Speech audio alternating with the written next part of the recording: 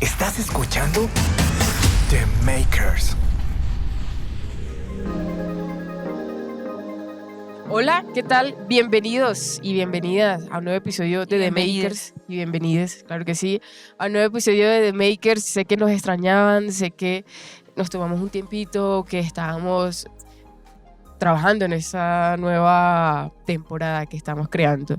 Por eso quiero invitar a Carolina Laverde. ¿Cómo está usted? Hola, María José, gracias por invitarme otra vez a mi podcast. Yo no te invito, Súper Carol, chévere, es tu podcast gracias, también. gracias. Yo no, no quiero decir que yo te estoy invitando aquí como es mi podcast y quiero invitar. María José quiere adueñarse del podcast y no me quiere. No es cierto, eso no es cierto. Hoy vamos a estar conversando y vamos a remontarnos a unos añitos atrás, porque vamos a comenzar desde la historia del diseño UX, y a lo largo de la temporada vamos a estar hablando también sobre realidad aumentada, vamos a estar hablando sobre diseño UX, y con grandes invitados e invitadas también para que sigamos aprendiendo en esta ruta de diseño y de product design que está acá en Platzi, en la escuela en Platzi, para que sigamos aprendiendo. Entonces vamos a arrancar hablando sobre algo de cómo arrancó el diseño y de cómo arranca esa experiencia de las personas con un producto. Creo que hay que partir de definir qué significa la experiencia de usuario. Para ti, Caro, ¿cómo puedes definir qué es el UX? Yo creo que es un campo muy amplio, pero en pocas palabras es cómo se relaciona el usuario con un producto, con una experiencia, con un objeto, por ejemplo. Entonces, cómo se produce la dinámica de esa relación. Es totalmente cierto. Si saben de alguna definición, también nos las pueden ir dejando en el chat para ustedes cómo se relacionan con un producto, porque creo que desde ahí parte todo. Y no, por producto no quiere decir como tecnología, no quiere decir dispositivo electrónico, quiere decir que cómo te relacionas tú con tu entorno, por decir así, con tu herramienta de trabajo. Y es muy curioso porque si nos vamos, todo el mundo piensa que el UX es un término nuevo y sí se acuñó, en la modernidad, por así decirlo, pero los primeros registros de UX se remontan a 4.000 años antes de Cristo con el Feng Shui.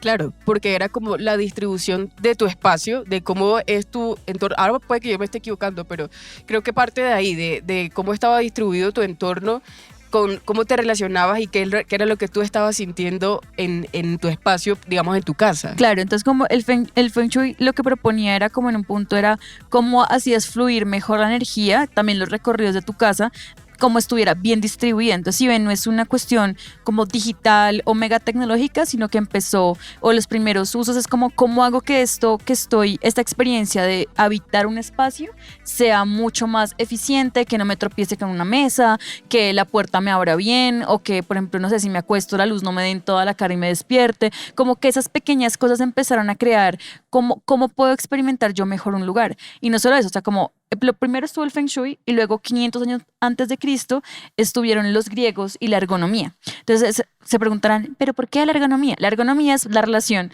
pues de las personas como también con los objetos o con las herramientas, y los griegos estudiaron mucho, por ejemplo, cómo las personas de esa época utilizaban ciertas herramientas para mejorar los procesos. Este mes alzamos nuestra voz por el orgullo de ellas, de ellos, de ellas. Alzamos la voz por el orgullo de todes. Aprende sobre los aportes de la comunidad LGBT+ a la tecnología entrando a platzi.com/orgullo. Que de hecho, por eso yo decía, es tu herramienta de trabajo. Como, por ejemplo, si nosotros tenemos este micrófono así, ¿por qué el micrófono es así? ¿Por qué tiene algo acá arriba que lo envuelve, que es una bolita más grande y esto acá es más delgado? Creo que se hace también más ajustable a la mano y es más fácil también de usar. Y creo que esa palabra fácil también empieza a tener una connotación importante, porque es tu herramienta de trabajo. ¿Cómo lo haces fácil para ti? Para que pueda ser fácil de usar. Y ojo, porque esa también es otra palabra clave. Claro, fácil de usar, pero también intuitivo. Exacto. Por ejemplo, piensen en cosas que saben ustedes cómo se utilizan por el solo hecho de cómo se ven, como la estructura física. Entonces pensemos en algo simple como con un interruptor de la luz, ¿no? Uh-huh. Un interruptor de luz, ustedes lo ven pegadito en la pared, que tiene dos funciones. prender y apagar la luz. Entonces como que intuitivamente tú como usuario vas a ir y vas a mover el switch y vas a entender, si lo muevo aquí va a prender, si lo muevo abajo va a apagar. Entonces eso hace que la experiencia sea mucho más sencilla y sea mucho más fácil de usar. ¿Y qué pasa cuando algo es fácil de usar? Pues perdura. Podría decir yo que puede perdurar en el tiempo y es más fácil de usar y que muchas personas también lleguen a utilizarlo. Y se me viene a la cabeza también como el diseño del carro. A lo largo de la historia, el carro también ha tenido una pues evolución, pero básicamente sigue siendo una persona que maneja, tiene su timón al frente y tiene una palanca debajo. Y creo que así se ha mantenido siempre. Entonces es tan como muy fácil de usar y que sea muy intuitivo, como dice Caro, de decir, bueno, si yo tengo la izquierda, si voy con la derecha tengo la palanca, con la izquierda puedo ir en el timón y la vista hacia el frente y pues hay una persona que está dirigiendo ese vehículo. Entonces creo que eso también puede ayudar a que un producto o tu servicio o lo que hayas creado, tu herramienta de trabajo, sea fácil de usar para las personas en general, cualquier persona que no tenga conocimiento detallado de ese producto, pero que también sea como que perdure en el tiempo, porque hay cosas como que uno dice, es que aquí ya no hay más nada que hacer, en el interruptor ya no hay más nada que hacer. Claro, pues hay... Exacto, o sea, como que está también diseñado que la función es como es evidente de alguna manera.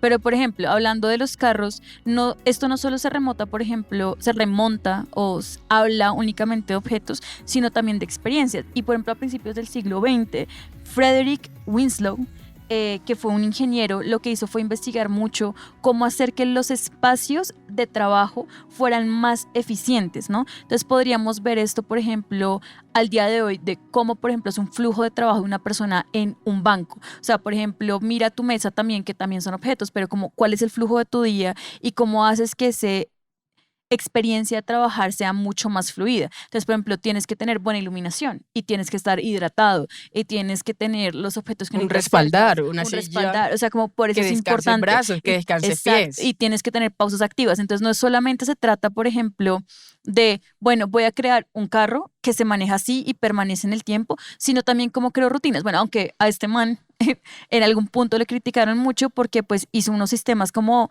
que deshumanizaban a las personas que trabajaban y la gente se quejaba que no eran engranajes, sino que necesitaban otros tipos, como no solamente como rutinas rígidas para trabajar. Pero ¿cómo así? ¿Cómo así? ¿Por qué lo criticaba? Porque con lo que él propuso, eh, era muy mecánico las cosas, ¿sí? Ok, Entonces era como tú tienes que hacer esto todo el tiempo, si no esto no va a funcionar y pues los humanos no funcionamos mecánicamente. Ok. Exacto. Ya, o sea, querían que fuera un poco más espontáneo. Exacto. Y por eso, por ejemplo, cuando en 1940 Toyota crea la línea de producción y la línea de producción era como, bueno, vamos a integrar personas a esto de cómo se hacen los carros precisamente. Entonces vamos a poner personas que hagan esto, pero las personas podían parar y decir, no, esto no está funcionando. Ok. ¿Sí? Y dar el feedback y reajustar e iterar eso que estaban haciendo. Entonces, vemos que esto se pone a espacios, el user experience está en espacios, en dinámicas, en objetos, en líneas de producción, o sea, como que piensen ustedes qué user experience o experiencia de usuario tienen en su día a día. Como el desayuno. Por ejemplo, montar en bus es un user experience. Un user experience durísimo. Durísimo. Sí, porque tienes que, o sea, alguien pensó en eso, o sea, como alguien tuvo que hacer el recorrido. Donde de ya decir, los buses vienen con menos sillas. ajá, o por ejemplo, montar en avión es un user experience. Uy, yo ¿Sí? hace poco tuve una experiencia ¿Tenaz? tenaz. Qué horror. Sí, tuve una experiencia tenaz en avión porque me tocaron como 10 horas de vuelo y el asiento era súper chiquito, por empezar. Por ahí. Y yo no Exacto. soy alta y el asiento era chiquito.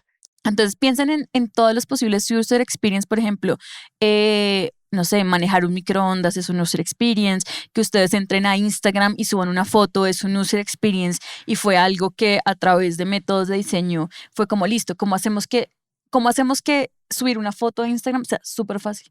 O sea, como en 3 pasos. Y cómo es que me asombra sobre todo ese poder de estas plataformas porque te llevan a seguir consumiendo de una manera muy sencilla y es haciendo scroll infinito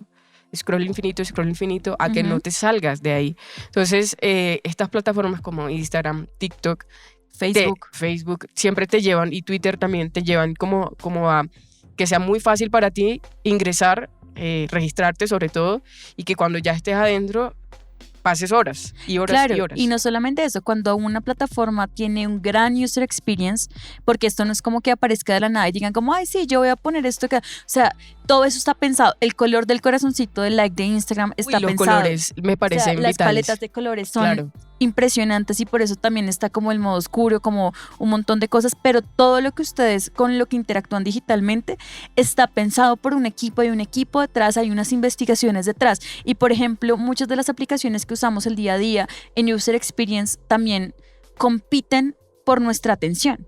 Entonces, entre mejor sea el User Experience de lo que usamos, es más fácil para nosotros comprar, pasar tiempo, como dices, como hacer un scroll infinito, doom scroll ahí como horas y horas, o por ejemplo compartir o integrar a otros dentro de la plataforma. Como fue lo que hizo Walt Disney. Exacto. Él sí estuvo como enfrascado en que la textura, en que los colores, en que las formas sean amigables a lo que el usuario, la persona, que bueno, nosotros hablamos técnicamente diciendo usuario, pero es cualquier persona en general, que O sea, tenga ustedes una son buena relación. usuarios. Exacto, que cualquier persona pueda tener como una buena relación y que le parezca como armonioso, tal vez, en decir, en un dibujo, en una atracción turística, creo que también parte de ahí. Claro, para un poco más de contexto. Corría 1966 y cuando este tipo, Walt Disney, estaba creando pues el primer parque y esto, por ejemplo, a Walt Disney se le considera como uno de los pioneros o uno de los primeros diseñadores UX en los parques y se preguntarán ¿por qué? Porque él tenía un equipo de ingenieros que los llamaba Imagineers, o sea, como la combinación entre la palabra imaginación e ingenieros, para poder crear experiencias inmersivas exitosas, porque el tipo quería como que la gente fuera y que realmente se sintiera pues la magia. Entonces, ¿cómo hizo esto? Pues cogió su equipo de Imagineers y pues hizo un montón de procesos y un montón de dinámicas, pero sobre todo se puso en el zapato de sus usuarios. O sea, como una persona de, no sé, de diferentes razas, religiones, alturas, condiciones, pudiera experimentar el parque y que fuera una experiencia que uno dijera como wow, o sea, totalmente inmersiva y como que no se rompa esa experiencia por ningún motivo. Totalmente de acuerdo. Creo que hemos hablado a lo largo, pues también desde el inicio del episodio, de cómo nace esa relación con el usuario, pero antes no se llamaba experiencia ni se llamaba, no se tenía como tan marcado ese concepto de experiencia de usuario ni UX, sino que era simplemente hacer la utilidad y la facilidad del producto a las personas y de cómo hacer la vida un poco más sencilla en su trabajo a las personas. ¡Paren todo! En Platzi estamos de cumpleaños y queremos enseñarte un poco de la historia de estas celebraciones, que está rodeada de elementos místicos y sagrados que tal vez tú no conocías. Las primeras celebraciones de cumpleaños se remontan al antiguo Egipto, en el 3000 a.C., cuando los egipcios hacían un ritual de protección para el faraón el día de su nacimiento. También en la antigua Grecia, cada mes celebraban fiestas para sus dioses. De hecho, a ellos se les atribuye el primer pastel de cumpleaños que hacían en honor de la diosa Artemisa. Años después, los romanos establecieron la fiesta de cumpleaños para celebrar el nacimiento de personalidades, aunque cuando instauraron el cristianismo cesaron varias de estas celebraciones, que se consideraban paganas. Estas fueron retomadas en el siglo IV, cuando se estableció la celebración del nacimiento de Cristo el 25 de diciembre. Desde los dioses del antiguo Egipto hasta el cristianismo de Occidente, religiosos y paganos, todas, todos y todes, celebramos hoy los aniversarios con velas y con pastel. Este año ponemos una velita más sobre el pastel en tu honor. Y para celebrarlo te invitamos a adquirir la suscripción anual de Platzi a un precio especial. Entra a platzi.com/celebra y reclama esta sorpresa que tenemos para ti. Y aquí entra, en 1995, Donald Norman, que es la persona que él trabajaba con Apple también, y lo que hizo fue como nombrarlo, dijo como, listo, esto que estamos haciendo en Apple en este momento de crear interfaces, pero no solo interfaces, porque eso también tiene diseño industrial y tiene un montón de interacción físicas y manuales, lo va a nombrar como User Experience, ¿no? O sea, es como, cuál es la relación y cómo se da esa relación entre el usuario y los sistemas o los objetos o los productos que estamos utilizando. Creo que también fue con el computador, con Apple, cuando crearon la primera computadora, fue como una máquina distinta a la que es ahora. Y poco a poco también cómo fue evolucionando, ¿no? De decir, bueno, tiene un teclado, tiene unas funciones, una pantalla que está diseñada de tal manera, y ya luego sí entonces entra el concepto que con la persona que, Caro, se me olvidó el nombre, Donald Norman, que es el que no el nombre. Pero mi función favorita, por ejemplo, uno a veces piensa que el user experience son cosas muy grandes, pero por ejemplo, una de mis funciones favoritas de user experience es devolverte, o sea, control Z, ¿no? Uy, o sea, sí, y no es tan, sabes que hasta hace poco, por ejemplo, nosotros acá hacemos el streaming con OBS y OBS no tenía control Z, y eso lo diseñaron, o sea, hace poco, eso fue como, o sea, no les miento, no tiene ni un año en que incorporaron el control Z, porque uno escalaba una imagen y era como, uy, no, como me pasé, voy a darle control Z, no. Claro, entonces, por ejemplo, imagínense, no sé si hay personas que nacieron en los 90s, o un poquito más atrás, como en los 80s, en los 90s, manejar un computador como era. O sea, como que tú tenías que tener una curva de aprendizaje, porque no era, o sea, era entendible, pero no era tan intuitivo y tenías que tener cierto nivel para manejar un computador. O sea, piensan los papás de uno, que era como, bueno, pero ¿cómo hago un documento de Word? O ¿cómo guardo un archivo? O ¿cómo elimino tal cosa? ¿No? O sea, como que realmente a veces no era tan intuitivo. Y, por ejemplo, piensen ahora, por ejemplo, si piensen en la primera vez que usaron un computador y piensen en la última vez que usaron un computador o su celular. O sea, la experiencia de usuario ha mejorado 100%. Y aparte que ha mejorado, pues se ha abierto un camino comercial también y hay una demanda en el mercado súper importante porque ahorita todas las experiencias digitales, los parques, incluso Netflix, que no solamente es como esta plataforma, sino que hay todo un user experience de Netflix, o cómo lanzan una serie, o qué es lo adicional que hacen para que las personas se enganchen y también tengan otro tipo de experiencias que sean valiosas. Y porque sobre todo tienen un color característico. Por ejemplo, ustedes conocen la suite de Adobe, que tiene un color gris, y eso tiene una utilidad, o sea, tiene una función de por qué es gris, y es para que los colores y las ediciones que estés haciendo resalten más.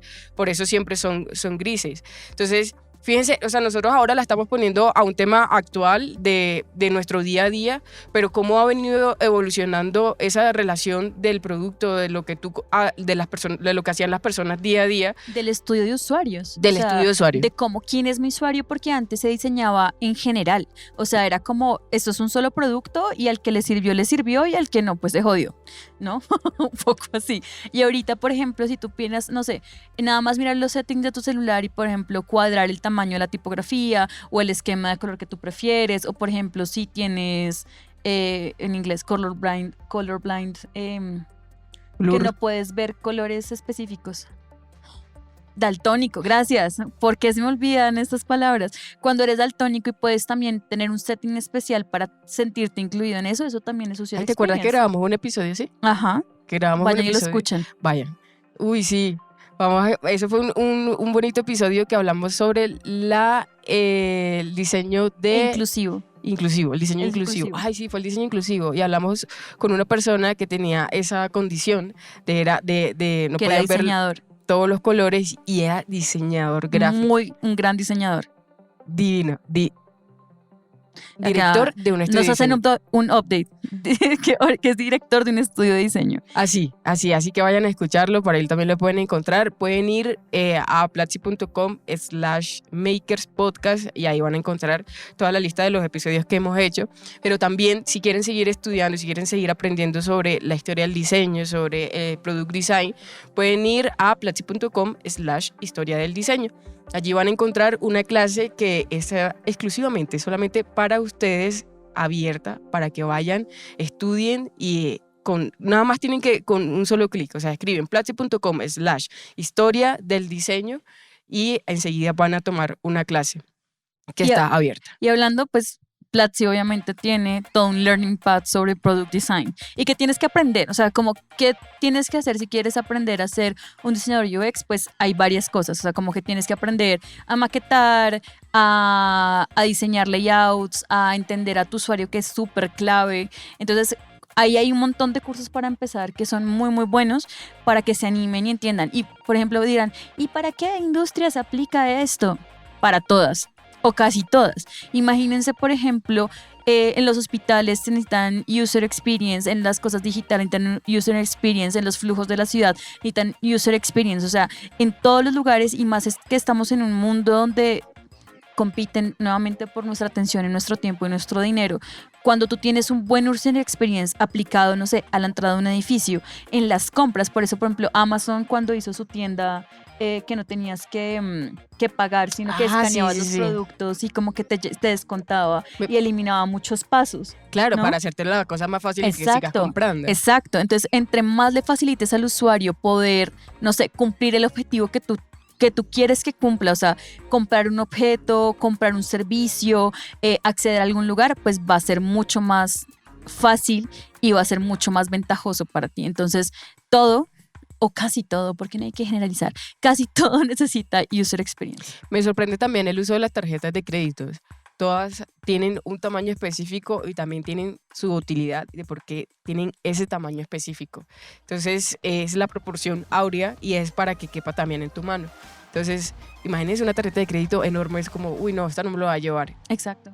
No vas a poder comprar con esa. Entonces te la hacen como, casi que ya te la dejan, te lo hacen todo para que puedas poner el celular, pasas el celular y ya estás comprando. Entonces, sí, o ponerla como encima. O sea, sí, exacto. Ya no en la el tienes mundo que insertar. prepandémico, pandémico y pospandémico, el hecho de que no tengas que tocar nada es como un beneficio absoluto, ¿no? Sí. O sea, increíble. Entonces, eso es lo que les queríamos contar, sobre todo de diseño de usuario, experiencia de usuario, para que se animen y nos cuenten. Y me gustaría que nos contaran en algún punto cuál es su user experience favorito. O sea, ¿qué han visto, qué han escuchado, qué han caminado, qué han habitado, qué han vivido, que hayan dicho esto? Increíble. Sí, recuerden que no es un producto como una tecnología, ¿no? O sea, así como dice Carol, en su día a día, que en su casa, cómo se relacionan ustedes con su entorno, su espacio de trabajo, trabajan en la cama, trabajan en un escritorio, cómo lo tienen distribuido. Pueden compartirnos en nuestras redes sociales, pueden escribirme a mí en Twitter, @marijogad, ahí me pueden escribir, a Caro te pueden escribir en @atoverde _ piso. Guioncito al piso, átomo verde. Si no, no soy yo. ¿En Twitter o en...? Sí, porque me robaron mi arroba hace mucho tiempo y me tocó átomo verde, guioncito. Ok, ahí le pueden escribir a Caro. Igual también no se pierdan todos los episodios de esta temporada, pues vamos a estar hablando de realidad aumentada, vamos a estar hablando de la importancia del diseño antes y después de la pandemia, cuál es el futuro del diseño también, para que estemos ahí como conectadas y no se lo pierdan, estaremos acá en Twitch. Adicional, nos podrán escuchar en todas las plataformas de podcast favoritas y también no se olviden de compartir este episodio en todas sus redes sociales. Nos escuchamos en una próxima. Gracias, Caro, por estar en el podcast conmigo aquí al ladito. Listo, muchas gracias. Nos vemos y nos escuchamos también. Muchas gracias por escucharnos. Esto fue The Makers, un podcast de Platzi. Si te gustó, te invito a compartirlo en redes sociales y escribe tus comentarios con el hashtag Platzi Podcast. Nos escuchamos en una próxima.